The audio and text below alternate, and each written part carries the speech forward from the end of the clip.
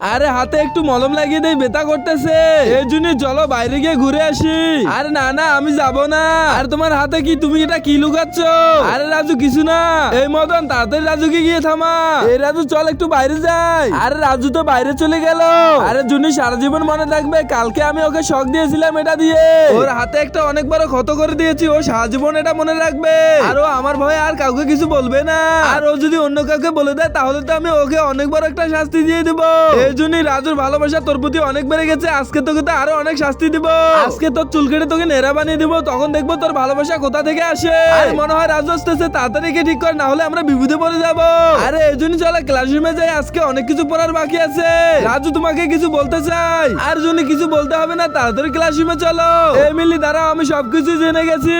বন্ধুরা এরপর কিছু সেটা দেখার আগে তুমি যদি এই ছবিটিকে সুন্দর মনে করে থাকো তাহলে ভিডিওতে লাইক দিয়ে চ্যানেলটিকে অবশ্যই সাবস্ক্রাইব করে দিবে। আর তোমার নাম কিন্তু অবশ্যই কমেন্টে জানিয়ে দিবে। আমি তখনই টের পেয়েছিলাম, কারণ জুনিয়া আমাকে ইশারা করছিল ওর আঙ্গুল দিয়ে।